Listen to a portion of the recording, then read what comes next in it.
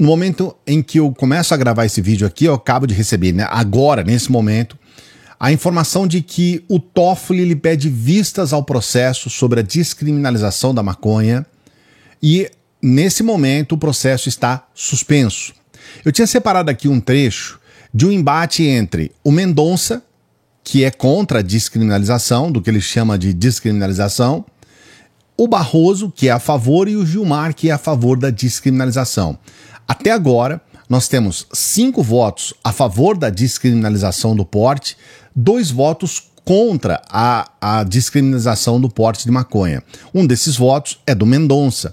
E eu separei para você esse trecho para você entender um detalhe muito importante. O Mendonça, esses trechos que eu estou separando, eles foram divulgados no pessoal da extrema-direita. Porque você vai perceber que eles estão defendendo o Mendonça, justamente nesse trecho que eu vou mostrar para você, e você vai falar, mas não é possível, tá falando muita besteira o Mendonça. É uma asneira atrás da outra. Mas na cabeça desse pessoal extremista, o Mendonça é que tá certo, o Barroso e o Gilmar estão errados.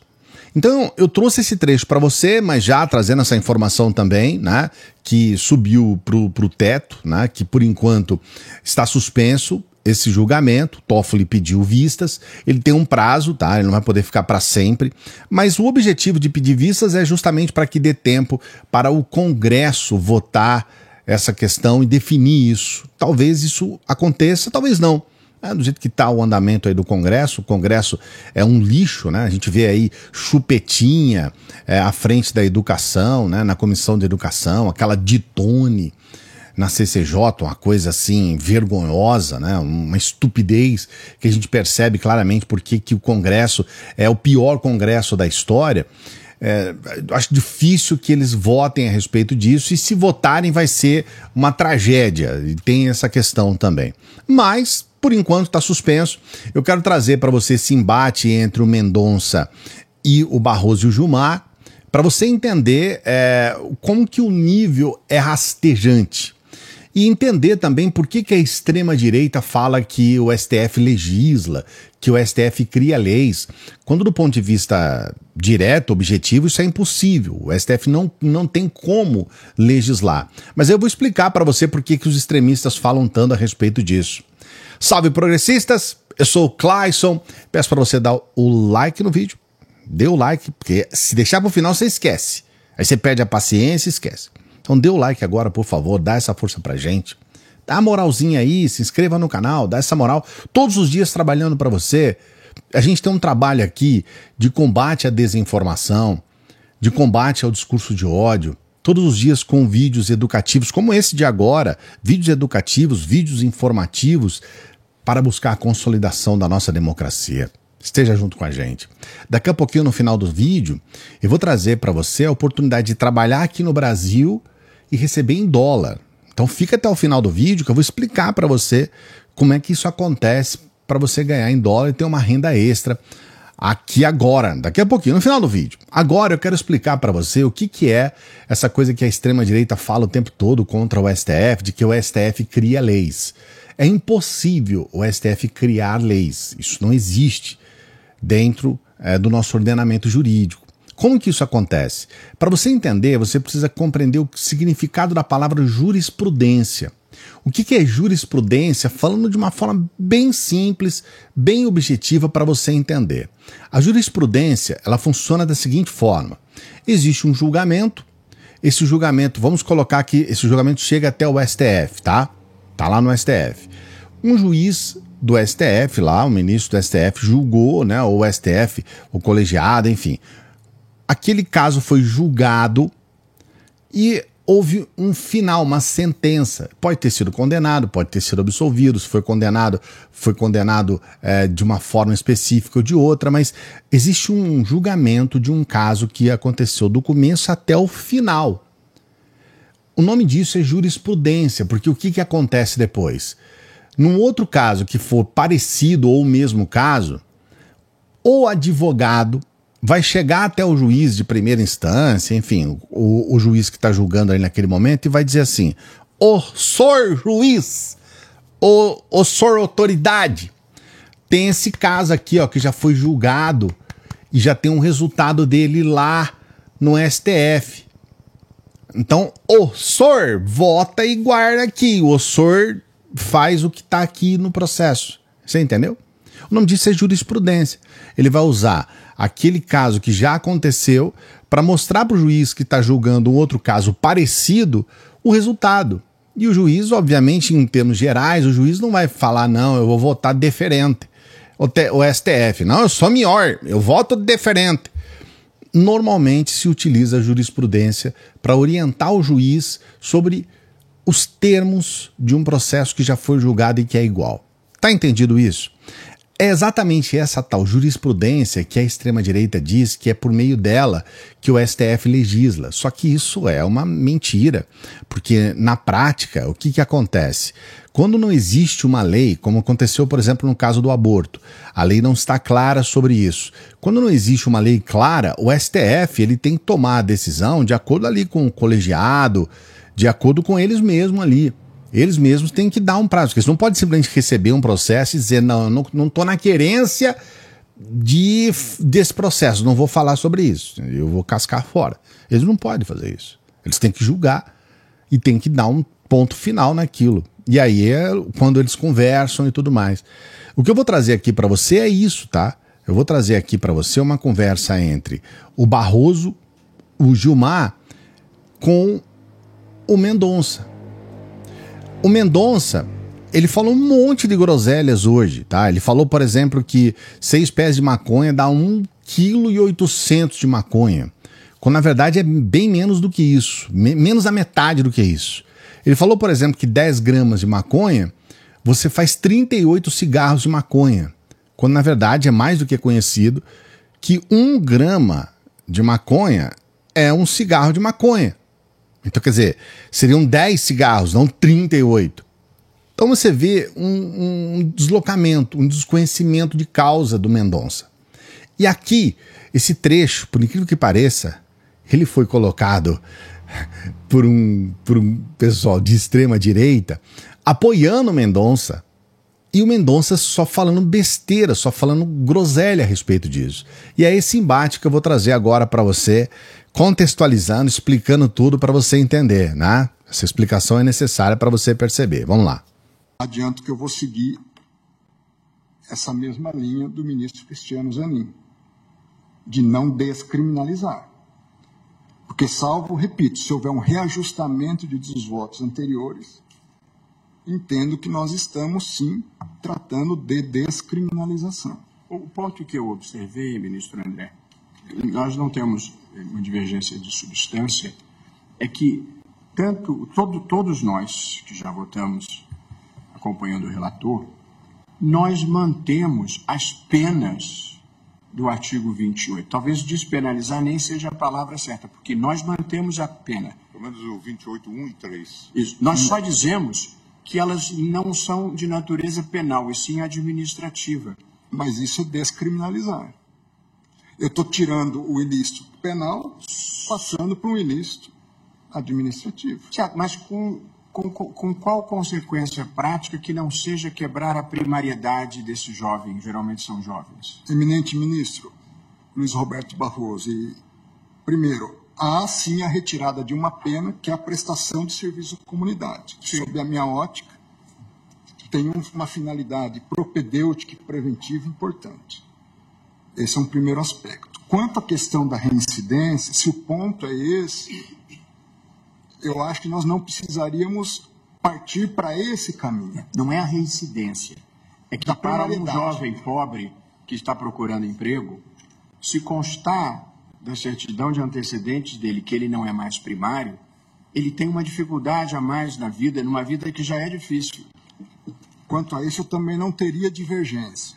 O artigo 28, parágrafo 4º, diz que em caso de reincidência, as penas previstas no incisos 2 e 3 do caput, ou seja, em caso de perda da primariedade... Eu não estou falando de reincidência, estou falando para a vida normal.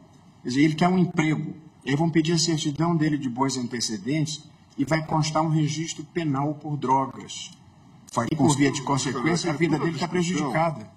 Essa questão aqui ficou muito clara, mas parece que o Mendonça não está entendendo. O Barroso está dizendo o seguinte: na prática, a pena vai ser a mesma. Ou seja, olha, nós vamos ter lá, a pessoa vai ter que fazer alguma coisa administrativa, vai ter que, sei lá, fazer uma doação de cesta básica, um serviço qualquer e tudo mais. Mas a diferença é que, no caso, é um processo administrativo. No outro, é um processo penal. E por ser um processo penal, ele vai ter marcado nos seus antecedentes criminais um processo penal com drogas.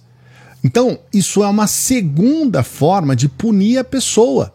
A primeira, logicamente, é a pena específica. A segunda é marcar essa pessoa para sempre como alguém que está envolvido em um processo penal. Como a maioria são jovens, esses jovens vão ter a vida marcada para sempre. Isso parece óbvio, isso parece, assim, claro, cristalino, mas o Mendonça não consegue entender isso. E é assustador que isso daqui esteja sendo divulgado nas redes extremistas, porque eles não conseguem compreender o que está por trás dessa situação. Nós nem sequer deveríamos estar falando sobre criminalização, ou mesmo de processos administrativos, por quem fuma um baseado no país. Isso é uma coisa de século passado. A maioria dos países hoje não existe isso. A pessoa pode utilizar a maconha, é lógico, não pode ser menor de idade, não pode oferecer para menor de idade, você não pode fazer isso em qualquer lugar, você não pode fumar um cigarro em um ambiente fechado, você não vai fumar maconha. Então existem uma série de questões de regularização. Agora, penalizar uma pessoa pelo porte, ela não está nem fumando. A pessoa está com um baseado e aí ela vai presa, ela vai ser penalizada. Por isso é uma pornografia. E esse sujeito parece não entender isso. Toda a discussão que nós tivemos... Desculpe, presidente, desculpe. Toda a discussão que nós tivemos, e eu fui o primeiro a votar lá atrás, nós estamos falando de fatos que começaram, o julgamento que começou em 2015, portanto, já lá se vão alguns anos, era fundamentalmente se inspirar, de alguma forma, até no direito comparado, no direito português, que faz um distinguishing de maneira muito clara entre a questão posta na esfera penal e a questão posta em outras esferas. E por isso, inclusive, no sistema português, se fez uma separação para não mandar esse usuário, normalmente jovem usuário, como disse o presidente, para uma delegacia e nem tratá-lo como penalmente responsável pelo simples uso de uma baixa quantidade de droga. Mas o sistema permite internação. Por isso que, inclusive, no voto, que é muito mais alongado, se falava de medidas recomendáveis que o próprio Congresso poderia tomar. Uma dúvida, ministro Gilmar. Nós vamos mandar para a delegacia, nós vamos mandar para onde? Exatamente se diz. Claro que vão continuar... A autoridade administrativa vai cuidar disso. Essa é a proposta do modelo. Essa é a proposta do modelo. A única questão é uma questão que nós estamos definindo uma descriminalização. Pelo menos sejamos honestos em admitir isso. É uma tese de um lado, é uma tese de outro, mas é isso do que nós estamos... Sim, mas deixa de ser infração penal, continuando a ser um ilícito aqui administrativo. Por isso que, inclusive, propus uma interpretação conforme. O que, com a devida vênia, é uma descriminalização. Olha, nessa questão específica de que é uma descriminalização, até pode ser considerado correto o que o Mendonça está falando. Olha, nós estamos deixando de fazer com que o crime seja um crime penal para ser um ilícito administrativo. Existe uma descriminalização. Ou seja, você muda a forma de criminalizar. Então, passa a ser um delito, um ilícito administrativo, vamos colocar assim. Mas essa descriminalização do porte de maconha para uso pessoal, ela não pode simplesmente, ela está incorreta do ponto de vista de você querer prender alguém porque tem um baseado. Então, mesmo que o Mendonça esteja correto do ponto de vista semântico, explicando o que é a palavra, na verdade, no final das contas, ele está chegando a uma conclusão completamente sem sentido, que é justamente aprofundar essa pressão contra as pessoas que estão lá com o uso pessoal, né? E transformar essas pessoas em bandidos. Olha, é uma questão que eu gostaria muito de ouvir você falar a respeito. Essa é uma questão importante. A gente está agora com esse processo suspenso, mas eu queria que você falasse para mim, coloca aqui nos comentários. Você acha que alguém deve ser preso por estar com baseado? É isso, tá? É o porte de maconha. Não é fumar maconha, é o porte. Você acha que alguém deveria ser preso por conta de um baseado? Porque tudo bem, 2 quilos de maconha não se guarda num bolso. Mas vamos colocar aí que seja 5 gramas, 10 gramas, eles têm que definir isso, tá? Isso não foi definido, a quantidade. Mas você realmente acha que alguém deve ser preso por isso? Coloca aqui nos comentários. Esse é um comentário que eu tenho muita curiosidade em acompanhar. Eu vou acompanhar os comentários aqui. Não se esqueça de dar o like no vídeo e se inscrever no canal. Sua inscrição é fundamental para o nosso trabalho. Se inscreva no canal. Estava dizendo para você lá no começo do vídeo sobre a oportunidade de você trabalhar aqui no Brasil e receber em dólar. Eu vou deixar esse print, tem esse print aqui do meu lado, em que você acaba tendo uma prova concreta de como isso acontece. Você pode ter uma renda extra. Mesmo que você trabalha o dia todo, você pode arrumar aí um tempo do seu dia ou da noite, enfim, para você ter uma renda extra. Você também pode ter alguém na família que está desempregado e queira ter uma renda e queira ter um trabalho, e essa pessoa tem um celular, é só isso que precisa ter um celular.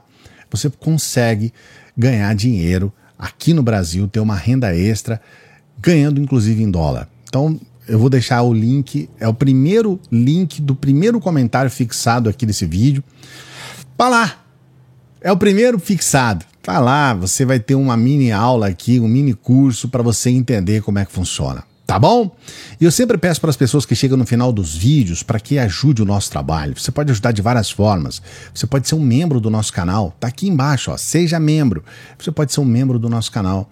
Você pode ser um apoiador do nosso Apoia-se. Estamos precisando de apoiadores do nosso Apoia-se. Veja essa possibilidade. Ajude o nosso trabalho. Todos os dias a gente está informando as pessoas. Todos os dias vídeos educativos, informativos. Você pode nos ajudar. Você também pode nos ajudar com qualquer valor pelo Pix. A gente sempre lembra, nosso trabalho é gratuito. Nosso trabalho ele é para todo mundo de graça. A gente só pede para as pessoas que estão todos os dias aqui com a gente, que entendem que a gente tem um conteúdo, que a gente gera um conteúdo de qualidade e que serve para informar. Então, se você puder, ajude a gente também com o Pix. O valor que você puder, tá? Se você não puder, ajuda quando você puder. Mas se você quiser e puder, ajude o nosso trabalho. Daqui a pouquinho a gente volta.